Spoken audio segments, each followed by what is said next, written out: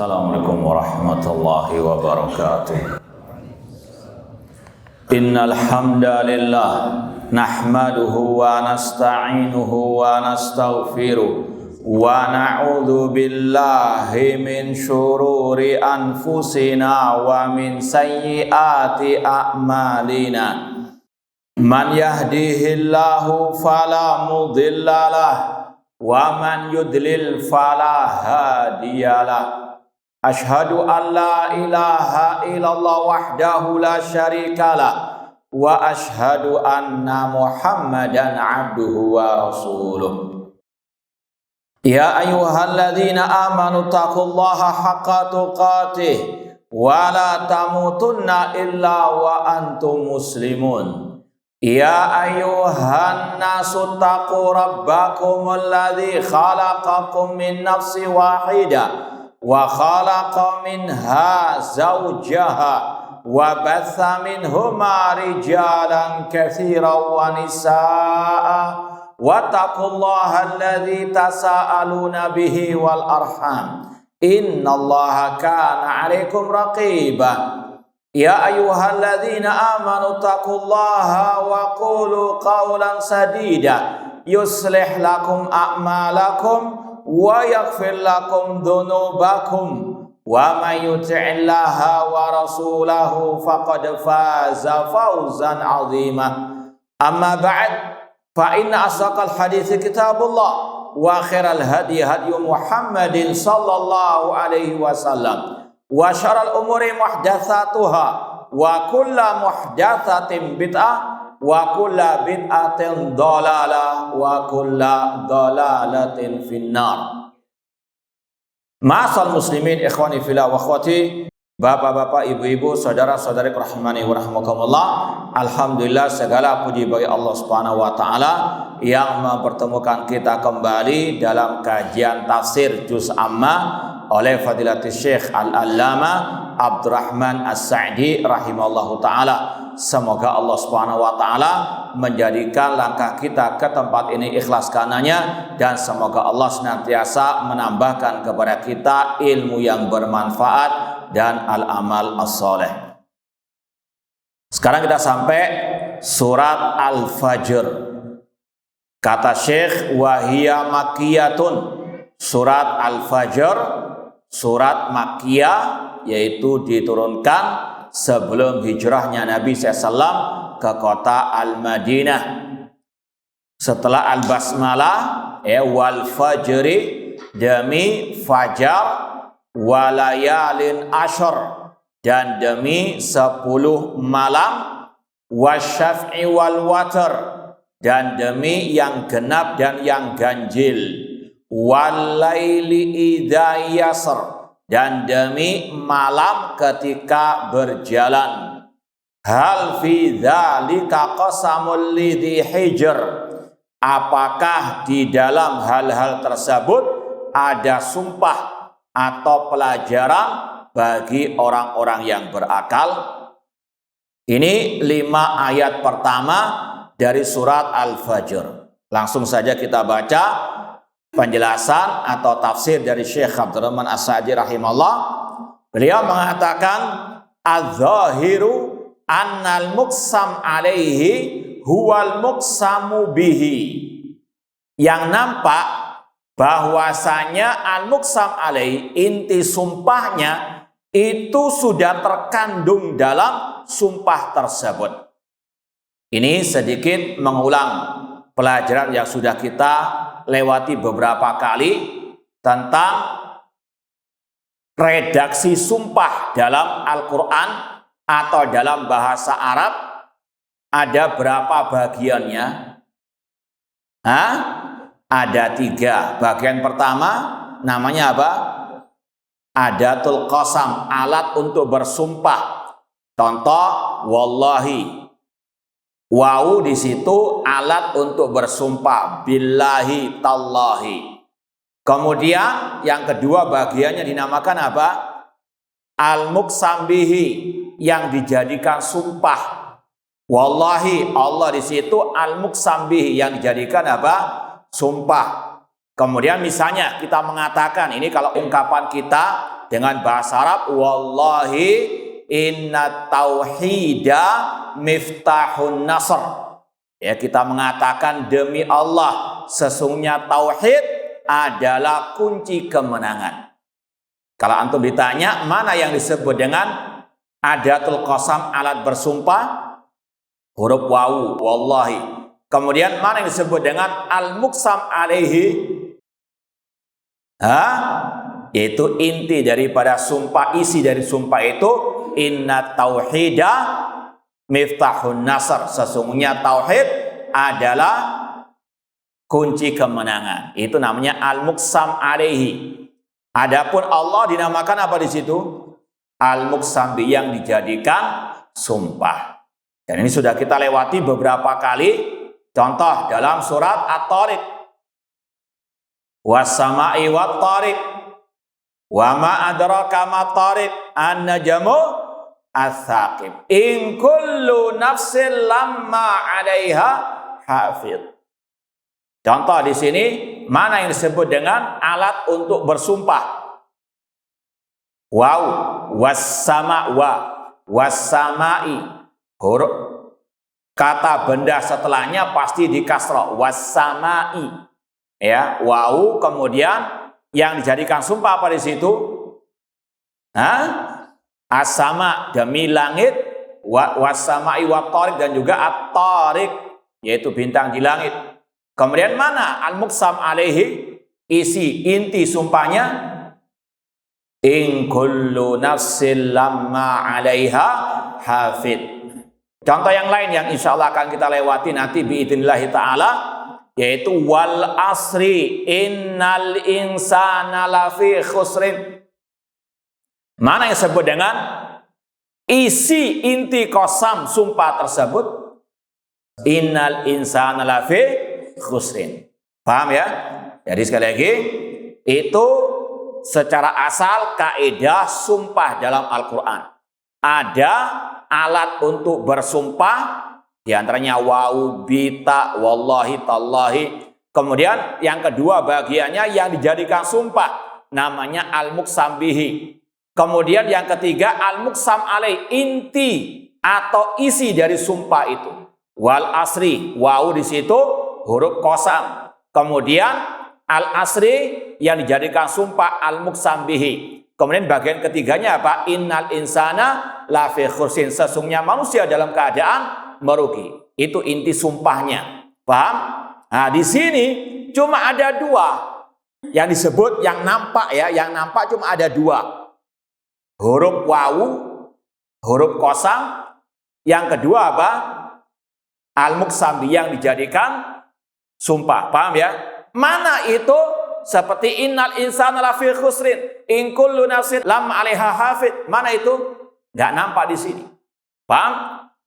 Ya, kata Syekh, bagian ketiganya itu kalau istilah kita tersirat dalam sumpah-sumpah tersebut. Ya. Allah bersumpah dengan berapa hal ini? Dalam ayat-ayat yang kita baca tadi, al-muqsam bihi ada berapa?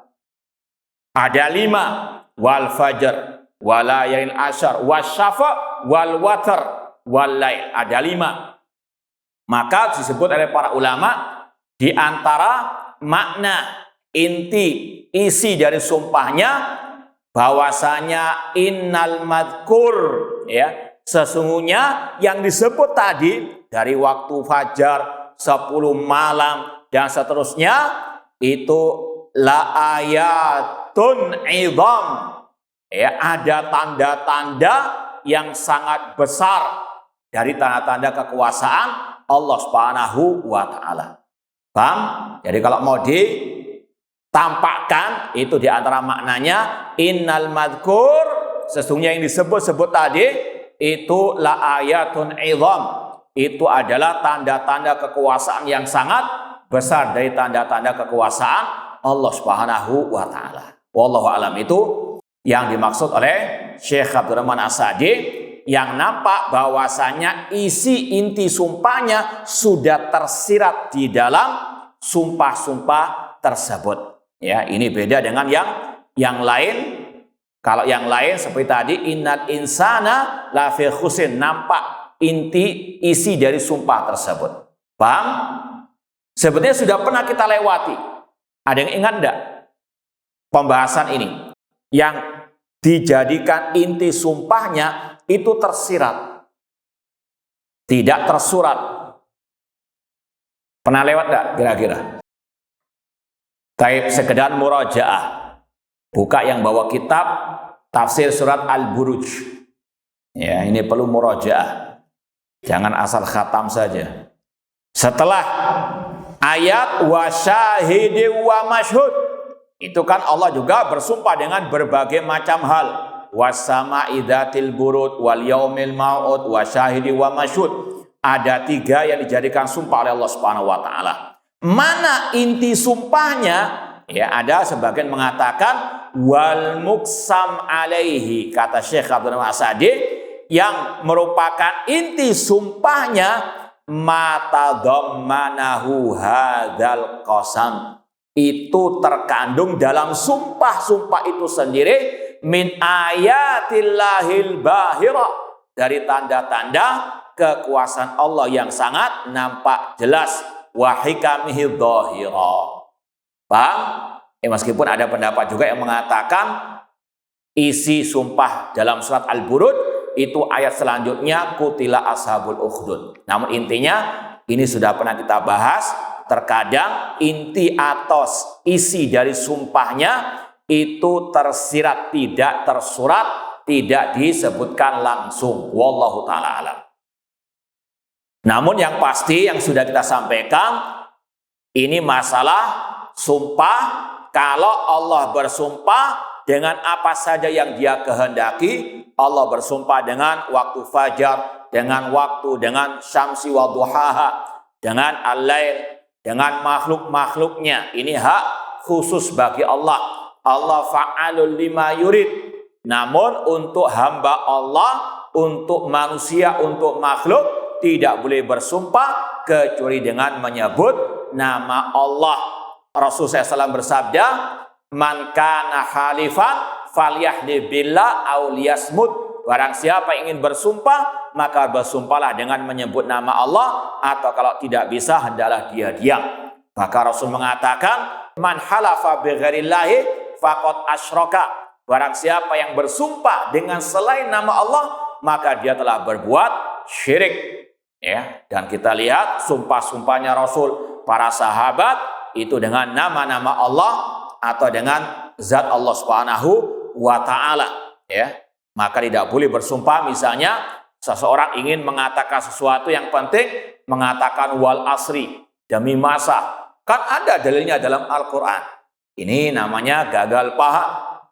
Ya, sumpah-sumpah yang ada dalam Al-Qur'an yang bersumpah dengan makhluk itu Allah Al-Khaliq, dan Allah fa'alul lima yurid, itu khusus bagi Allah bersumpah dengan apa yang Dia kehendaki. Adapun makhluk tidak boleh bersumpah kecuali dengan menyebut nama Allah. Wallahi wa rabbil Ka'bah, ya, warrahmani warrahimi misalnya.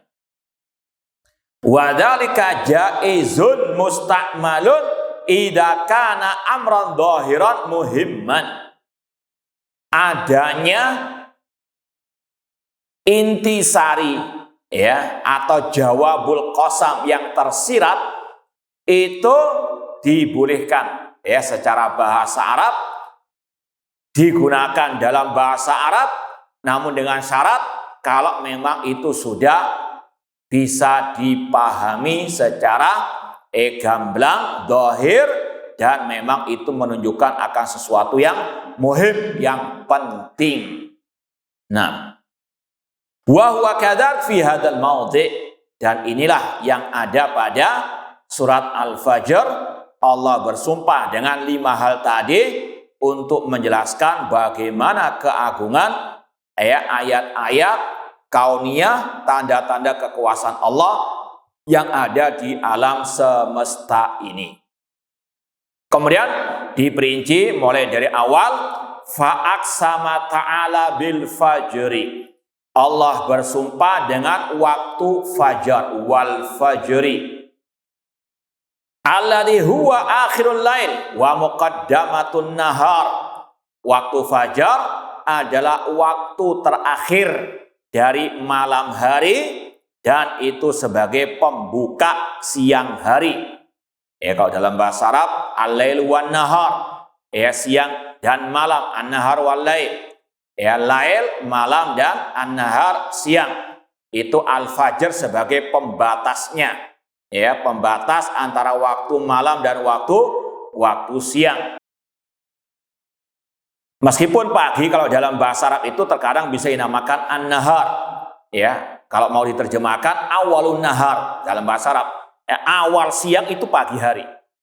Jadi kalau mau singkatnya 24 jam ini cuma 2 waktu, malam dan siang. Pagi itu masuk dalam kategori awalu an-nahar. Inna fi khalqis samawati wa ardi wa ikhtilafil laili wan nahar. Nah.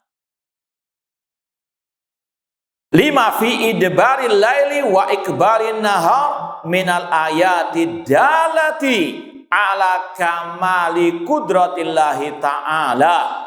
Kenapa Allah bersumpah dengan waktu fajar? Kata Syekh di sini, karena pada waktu fajar, yaitu ketika berlalunya malam hari dan datangnya siang hari, ada tanda-tanda kekuasaan Allah atau ada tanda-tanda kesempurnaan kekuasaan Allah Subhanahu wa taala.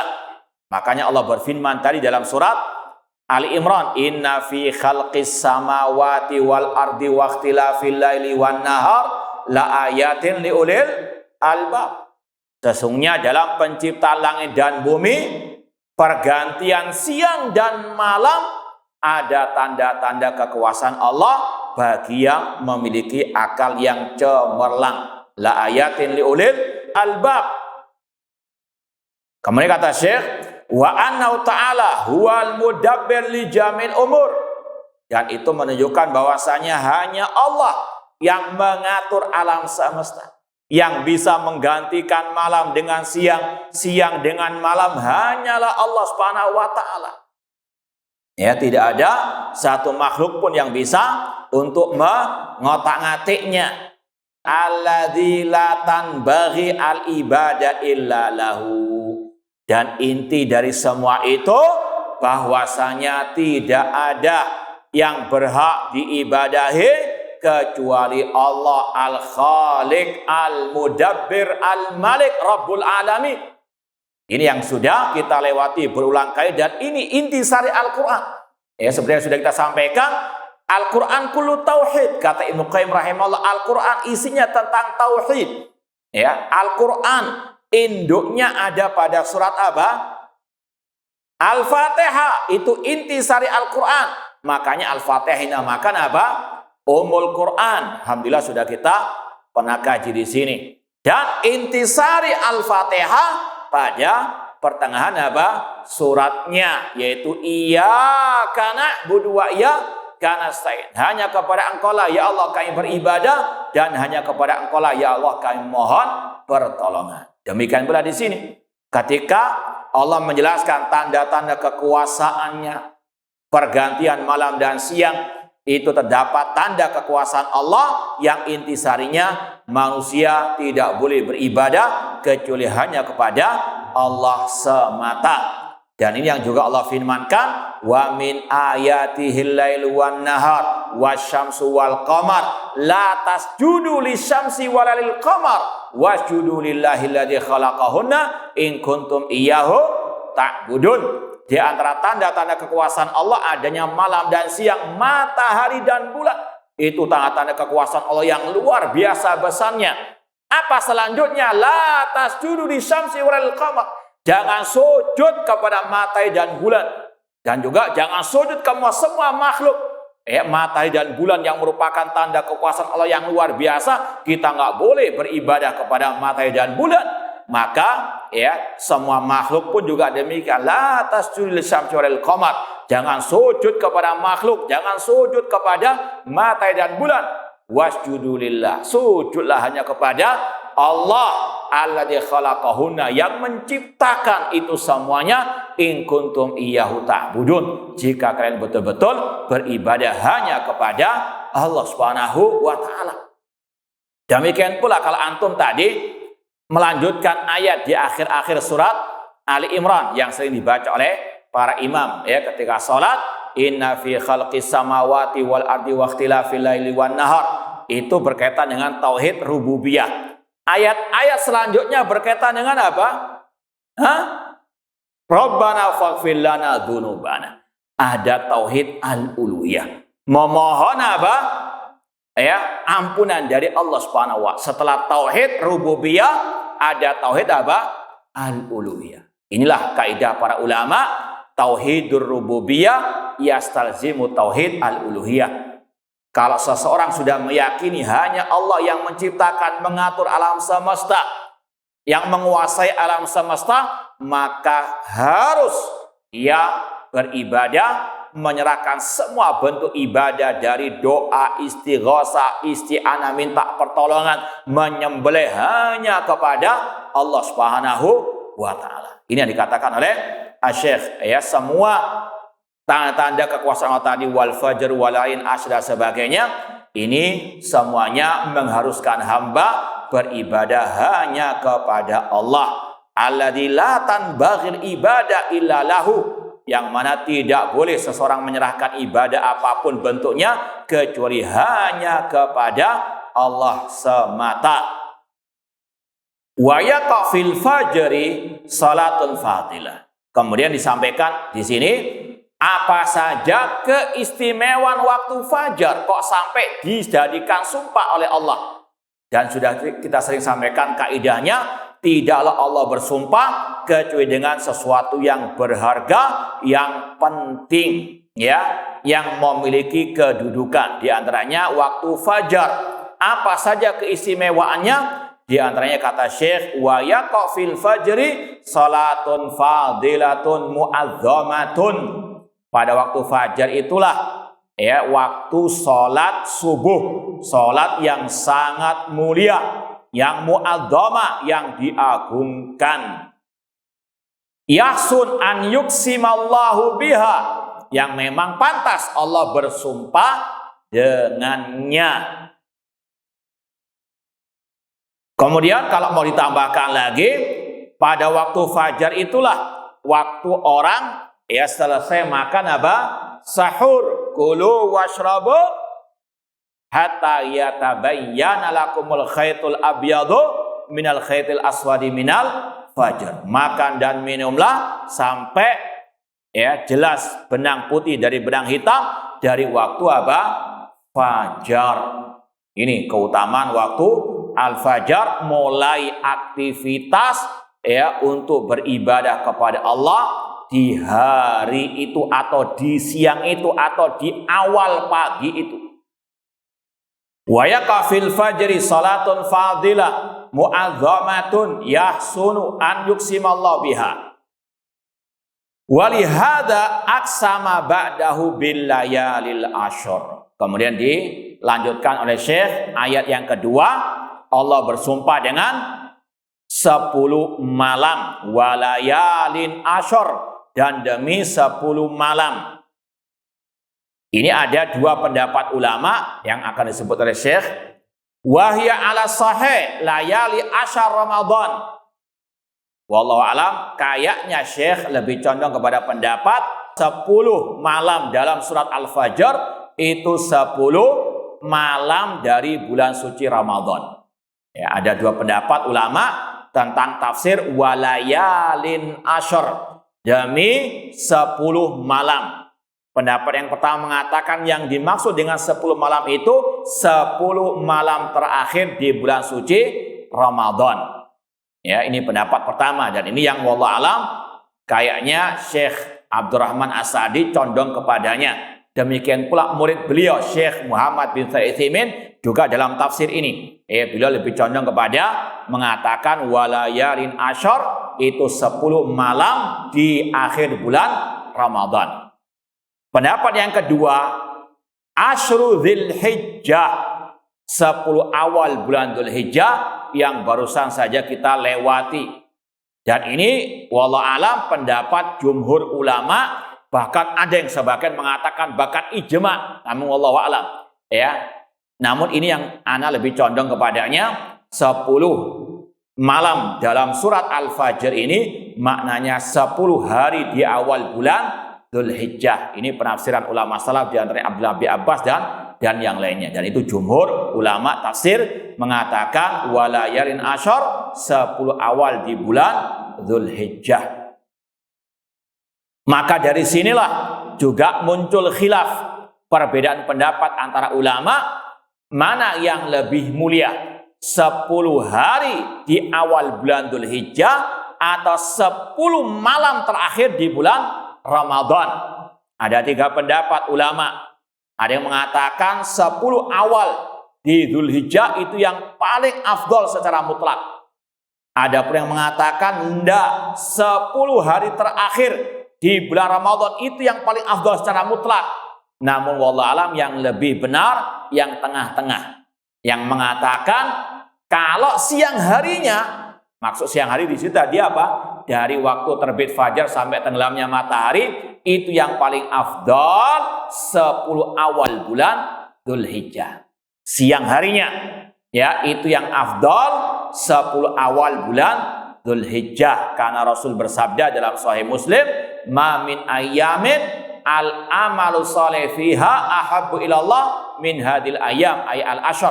Kata Rasul, tidak ada hari-hari yang amal soleh lebih Allah cintai daripada 10 hari di awal bulan Dzulhijjah. Kalau siang harinya itu yang afdal apa? 10 awal bulan Dzulhijjah. Adapun malam harinya yang afdal 10 hari terakhir di bulan suci Ramadan. Kenapa? Karena ada malam Lailatul Qadar allati hiya khairun min alfi syahr. Paham ya? Ya, dan ini juga disampaikan oleh Al-Imam Ibnu Katsir rahimahullah dalam tafsirnya 3 pendapat tersebut. Nah, ma'asal muslimin ikhwani fillah wa akhwati rahimani wa rahimakumullah, dan mungkin pada minggu-minggu yang lalu sudah sering antum dengarkan kajian masalah ini 10 awal bulan Dzulhijjah. Kenapa dikatakan hari yang paling mulia secara mutlak? Karena terkumpul banyak ibadah yang tidak ada di 10 hari terakhir di bulan suci Ramadan. Ya, mulai dari menyembelih hewan kurban, ibadah haji, ya, kemudian juga ibadah-ibadah yang lainnya. Kalau puasa Ramadan di 10 awal juga ada apa? Puasa meskipun tidak diwajibkan. Cuma intinya ada ibadah puasa di 10 awal Dzulhijjah. Namun di 10 hari terakhir bulan Ramadan tidak ada ibadah haji, tidak ada ibadah penyembelihan apa? Hewan kurban. Ya, apalagi Rasul mengatakan dalam hadis yang sahih, afdalul ayyami indallah yaumun nahar wa yaumul qar. Hari yang paling afdal di sisi Allah hari penyembelihan hewan korban. Tanggal berapa? 10 Dzulhijjah. Masih awal 10 apa? Dzulhijjah. Itu kata Rasul secara mutlak afdalul ayyam indallah yaumun nahar dan juga yaumul qar, hari tasyrik. Nah, kemudian kata Syekh, fa innaha layalin mustamila ala ayamin fadilah. 10 hari terakhir di bulan suci Ramadan itu mencakup hari-hari yang mulia. Wa yaqa fiha minal ibadat wal qurubat ma la yaqa bi ghairiha. Ya, intinya entah 10 awal Dzulhijjah atau 10 akhir Ramadan itu banyak ya ibadah-ibadah, hal-hal yang bisa mendekatkan diri kepada Allah yang tidak ada pada hari-hari selainnya. Wa fil layali asyar Ramadan Lailatul Qadar. Ya, di 10 hari terakhir bulan Ramadan ada Lailatul Qadar. Ya, inna anzalnahu fi lailatul qadar wa ma adraka ma lailatul qadar. Lailatul qadar khairun min alfi syahr. Insyaallah akan kita lewati tafsir surat Al-Qadar biidznillah taala. Allati ya khairun min alfi syahr wa fi nahariha siyamun akhir Ramadan. Di 10 hari akhir Ramadan ada puasa. Ya, alladhi huwa ahadu arkan Islam al-idham, yang merupakan salah satu rukun Islam yang besar. Wa fi ayami asyidil hijjah al-wuquf bi Arafah. Di hari 10 awal Dzulhijjah ada wukuf di Arafah yang banyak keutamaannya. Alladzi yaghfirullahu fi ibadi maghfiratan, yang mana Allah banyak mengampuni dosa-dosa hambanya. Dalam hadis, insyaallah hadis riwayat Muslim, Rasul mengatakan, "Ma min yaumin aktsarallahu min an yu'tiqa ibadahu min yaumi Arafah." Tidak ada hari yang Allah banyak memerdekakan hambanya dibandingkan di hari Arafah. Kemudian Asy-Syaikh menyebutkan di sini, wallahu alam, yahzanu laha syaitan, setan bersedih ketika di hari Arafah, karena tadi banyak orang yang Allah ampuni, banyak orang yang dimerdekakan dari api neraka. Fa innahu maruya syaitan ahqar wala adhar minu fi yaumi Arafah. Tidaklah setan terlihat lebih kecil, lebih hina dibandingkan di hari Arafah. Namun wallahu alam, ada hadis yang menyebut tentang hal ini, namun didhaifkan oleh Syekh Albani rahimahullah taala. Wallahu taala alam. Lima yara min tanazulil amlaki warahmah min Allah ala ibadihi. Karena setan melihat turunnya banyak para malaikat dan rahmat Allah di hari Arafah. Namun sekali lagi, kalaupun ada hadisnya itu dhaif. Namun cukuplah kita hadis tadi riwayat Muslim, tidaklah ada hari yang Allah banyak memerdekakan hambanya dibandingkan hari apa? Arafah. Dan Rasul mengatakan, khairu doa yaumi Arafah. Sebaik-baik doa adalah doa di hari Arafah. Ya, ini adalah salah satu keutamaan hari Arafah. Namun intinya kalau yang disebut oleh Syekh di sini hadisnya tidak sahih. Wa yaqafiha katsir min af'alil haji wal umrah. Di hari-hari itu 10 awal Dzulhijjah banyak ibadah-ibadah yang dilakukan oleh jemaah haji. Alhamdulillah, banyak yang sudah pulang. Kita doakan semoga yang sudah selesai melaksanakan ibadah haji diberikan haji yang mabrur, dan semoga yang belum datang ke negeri kita dan yang lainnya diberikan kepada mereka keselamatan sampai pulang ke rumah masing-masing. Wa hadi asya' mu'azzama mustahiqqa an yuqsimallahu biha. Ini semuanya hal-hal yang sangat luar biasa agungnya. 10 awal Dzulhijjah atau 10 akhir Ramadan, ini hari-hari yang mulia yang memang layak Allah bersumpah dengannya. Kemudian wallahu alam, Asy-Syaikh tidak menyebut makna wasyafi wal watar. Maka kita tambahkan apa makna wasyafi wal watar, dan demi yang genap dan demi yang ganjil. Kalau kita lihat dalam sebagian tafsir ulama, ada beberapa penafsiran wasyafi wal watar. Yang pertama ada yang mengatakan wasyafa itu adalah salat subuh, syafa yang genap. Salat subuh adalah apa? Terutama salat subuh di awal bulan Dzulhijjah. Ada pula yang mengatakan salat subuh, duhur, asar dan isya, semua bilangannya apa? Genap. Adapun witir yaitu salat apa? Maghrib. Itu ada yang mengatakan demikian. Demi waktu salat subuh kalau wasyafa sampai salat isya, sedangkan al-watr itu adalah salat apa? Maghrib. Al-watr itu bisa juga dibaca al-witr. Kata para ulama itu 2 qiraah yang sahihah. Namun yang paling masyhur memang apa? Witir, salat witir. Namun dalam bahasa qiraah ada 2 bacaan, wasyaf'i wal watr atau wasyaf'i wal witr. Maknanya sama, al-witr wal watr, yaitu yang ganjil. Ada tafsir yang kedua mengatakan asyafa itu maknanya 10 hari di awal bulan Dzulhijjah. 10 hari, 10 kan genap. Sedangkan hari tasyrik itu kan ganjil. Al-witr atau al-watr itu hari tasyrik, 3 hari tasyrik. Itu penafsiran yang kedua. Ada pula yang mentafsirkan wasyafi'i yang genap adalah makhluk-makhluk Allah Subhanahu wa taala, sedangkan al-witr itu Allah Subhanahu wa taala. Allah Maha Esa, Allahu Ahad. Innallaha witrun yuhibbu al-witr. Allah itu witir dan suka yang witir. Itu penafsiran yang keberapa tadi? Yang ketiga. Yang keempat ada yang mentafsirkan wasyafa itu Adam dan Hawa. Nabi Adam dan apa? Hawa. Sedangkan al-witr Adam itu sendiri. Ya. Awalnya Adam witir, setelah diciptakan Hawa menjadi apa? Genap asyafa. Dan insya Allah penafsiran itu semuanya tidak ada yang salah. Ini dalam ilmu tafsir namanya ikhtilafut tanawwu, perbedaan ungkapan namun tidak saling apa? Bertentangan. Dan kaidahnya selama lafaz itu bisa mencakup ya segala yang dikatakan oleh para ulama dari ahli tafsir, dan itu memang masuk dalam kategori bahasa Arab ya, dalam artian bahasa Arab yang disebut di situ mencakup hal-hal tadi, maka bisa diterima. Wallahu ta'ala alam. Intinya Allah bersumpah dengan yang genap dan yang ganjil, yang mulia, yang memiliki kedudukan.